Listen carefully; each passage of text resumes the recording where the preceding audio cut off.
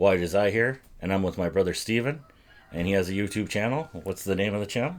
A rattlesnake standoff. Check it out. He has a great couple of videos on Zorro, and we'll be doing some more with him too in the future. But right now, I'm doing my first top 10 list, and we came up with this idea. We always talk movies, and he was always like, why we just not record this? And I'm like, yeah, we should. So that's what we're doing. So this is going to be top 10 best ending movie lines ever. And Well, not best, but just what we think is good ones. At personal least. favorites. Yeah, personal. Exactly. They're definitely more personal favorites. We don't want to hear shit from people. What about this, assholes? Like, no. Well, there's plenty to. Yeah. I mean, there's plenty. I mean, we could probably do another one because there's so many. Oh, yeah. But yeah, these are just the ones that my top 5 and your top 5. At least. Yeah. Oh, I should do 10, but we'll do the 5. I guess I'll start off. And this is going to be kind of an odd one, but another thing I'll just explain real fast is that these don't necessarily have to be the exact last lines, right? Like, No, they're not the last line, but the last, like, either ending or building up to the ending line. Yeah. So, close to the end. Yeah. And there's not going to be too many old movies, because old movies always have a great line, and it's just too hard. This, I would say, more last 50, 40 years, would you say? Yeah. Yeah. I'd say, like, 80s and above. Yeah. Maybe 70s. I got a couple 70s in there. Yeah, that's fine. Yeah. All right. Well, I'll start off. So, I have to tap on.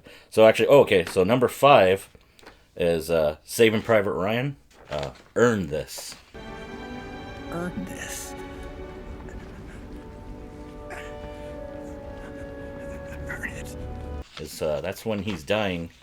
When Tom Hanks got a couple bullets in his chest and he's dying, and he tells Private Ryan, to earn this, to earn the fact that all these men died for him, and to not let this go in vain, and to live his life, but not only that, but not to let these men be forgotten.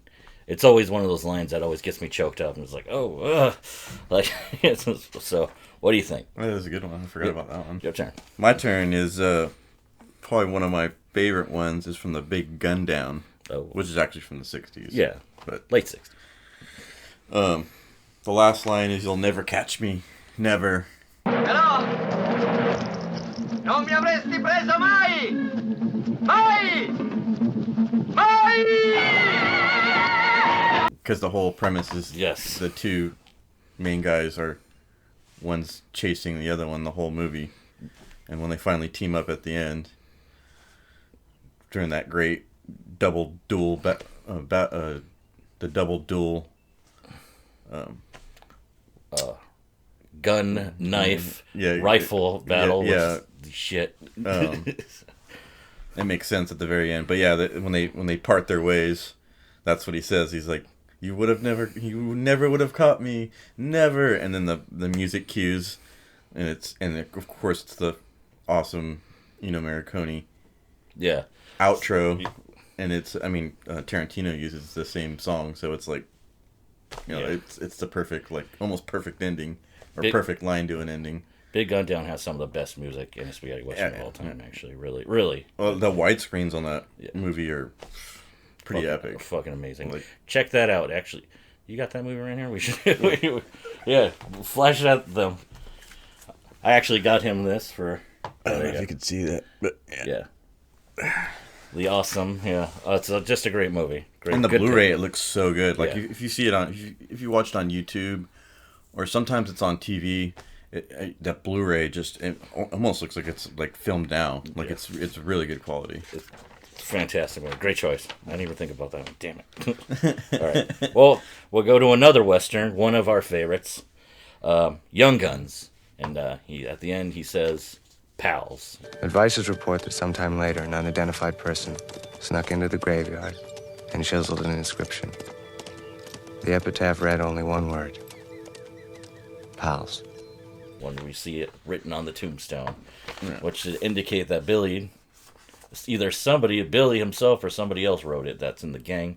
I'd like to think it was Billy, because they're trying to say he didn't really get killed, just like because it goes into part 2 with that. Well, see, that's another thing. One of mine is Young Guns 2. Oh.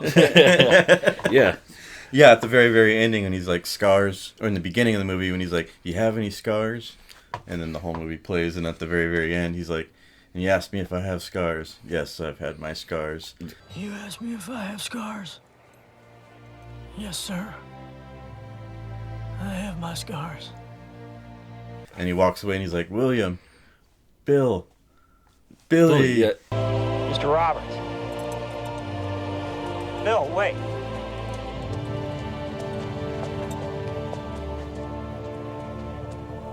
Billy! And then it cuts to him turning around with the gun, Yeah. and the music, again, the music cues with that fantastic score by, or not score, but the main Blaze of Glory Blaze of from Glory. When Bon Blaze of Glory Jovi. starts. Bon Jovi, you know, it's a classic.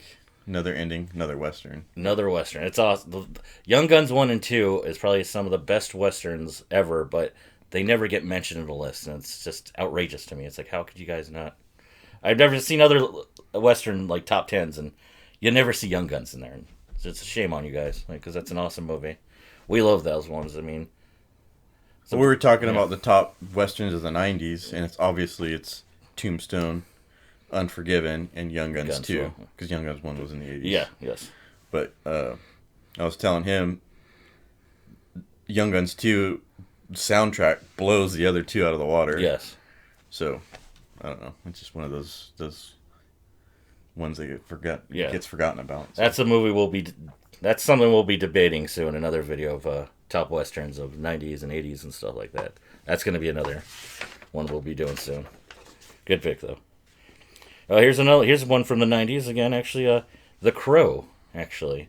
I've always liked it when you see the crow flying at the end. And the young girl says, buildings burn, people die, but real love is forever. Buildings burn, people die, but real love is forever. I just always like that one, mainly because I'm really fond of The Crow, because it's the first R-rated movie I went to go see. I actually went to go see it with him and our uncle, and I didn't know what they were doing. I didn't know they were doing drugs and everything. Just visually, I was blown away by it, and just everything. I mean, it had awesome fight scenes, awesome... The dark. You ever seen a movie probably that dark? I mean, Batman was that dark. Yeah, but I'd say Batman took a lot of inspiration from that. Definitely, just that visual look. It's like, yeah, it's some Crow. The Crow's, I think, to me personally, my favorite of the comic book movies. It's probably responsible for having dark comics become a thing, like comic book movies, because I can't think of one before that. No, Batman, besides Batman, but. This one, Batman doesn't have rape. It doesn't have rape and murder in it. But, it's just one of those ones, I don't know, I just thought that was a good one. I just really seen... Spawn after that. Yes. That was after Spawn. Yeah, it kicked off everything. Blade, I mean, it really did kick off the dark thing. And The Crow's just an awesome film. I always was fond of that. My second pick is third pick is Escape from L.A. Yes. So at the very, very end when he lights a cigarette up and he breaks the third wall and he looks at the audience, and then it fades to black and he says, "Welcome to the human race."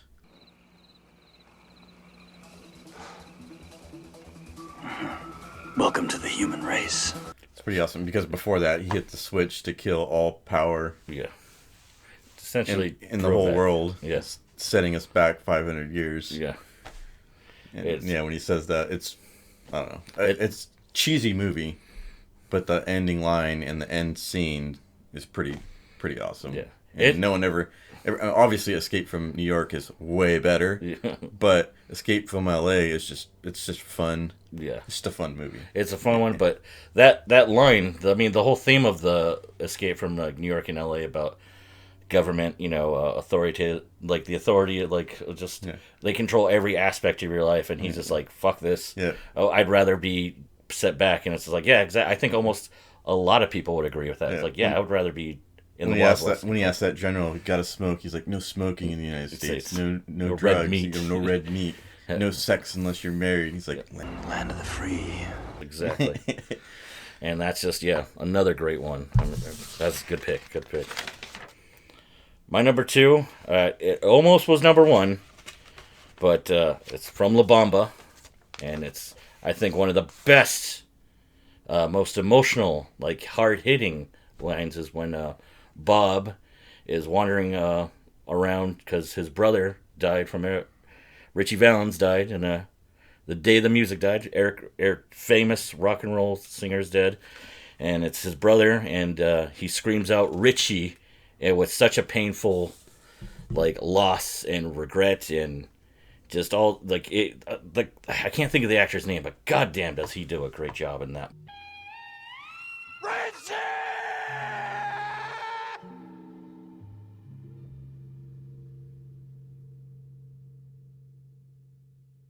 No, it's like, and especially for the Spanish community. And when you say Richie, Yeah. like they pretty much know. they know what what you're talking about. Now there's some where you probably going like La Bamba. I've never seen it. Check it out. It's probably one of the best like musical autobiographies, like in movie history. It's really good.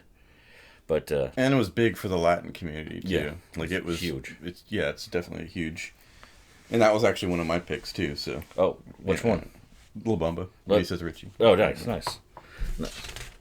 Oh, what was your next one then? The Avengers 3 Oh, shit. for Iron Man when he says I am Iron Man, because that's the last thing he says before he dies. Yeah. It's definitely not the last line because there's like 20 minutes Yeah. left a movie after that. And I am Iron Man. But it's the last line from that character, and it's the whole arc from the whole fucking series Yeah. when he says I am Iron Man, and he dies and he saves the whole fucking, basically he kills Thanos and he saves the universe, and he dies. Like, I don't know, that's just, of course, it's just a great line. I am Iron Man. Not the last one, but the most emotionally impactful line. Like this, yeah. like the writer's like, this is the one. Yeah, yeah. Like this is the one that's gonna get you. Like, yeah, another good choice. Yeah. So that's I've always liked that. So All right. Well, my number 1 is just one I always liked as a kid. I've always liked this movie, and I got the Blu-ray and everything, but it's actually from Willy Wonka and the Chocolate Factory. The Wonka Vader, and he finds out Charlie's getting the whole chocolate factory, and he tells Charlie, Wonka tells Charlie, remember the story of what happened to the man who got everything he wanted? He lived happily ever after. Don't forget what happened to the man who suddenly got everything he always wanted. What happened? He lived happily ever after. And that's just a great, like, I was like, oh, that's fucking great. Like, pretty happy ending. It's just a happy ending. It's like, yes. Like, I was tempted to put Wizard of Oz as number 1. No Place Like Home. But then again, I was thinking, you know what? We can do an old movies one, because that's a really hard one. Like I was telling you, Casablanca. Yeah. There's a significant... Yeah. Why he says that is super significant towards the World War II and helping Europeans and the French in England, because we were staying out of that war. But like you said, we could do that. It's a Wonderful Life as well. I mean, teacher says every time a bell rings, that's right.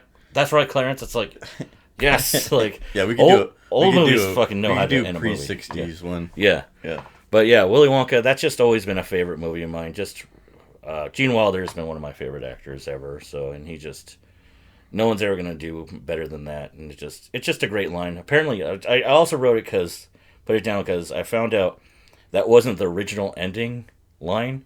It was actually gonna end with, get this, he was gonna say, "Well, Charlie, I'm giving you the factory," and then Charlie was gonna say, "Oh, yippee!" and that was gonna end it. And the director was like, "No, we're not ending it with fucking yippee." Yeah. So, and he called the writer back, like, "We're not ending it that way. Give me something." And he was like, "Give me a few minutes." And then he busts that out, and he's like, "Yes, like, we're using that." Like, and he's like, "Yeah." And it's just like, yes. It's way better. I've always thought, I hate to keep going off on this movie, but I always kind of figured Willy Wonka being like it's not New Age anymore, but the newer Wizard of Oz. Like, it's kind of one of those magical movies that, like, people know the music. You say, like, "I got a golden ticket." Like, people... Not the Johnny Depp version. Though. Yeah. Oh, fuck, no. Come on. Sorry, Johnny. Yeah, sorry, Johnny Depp. I love you, but, my God, man.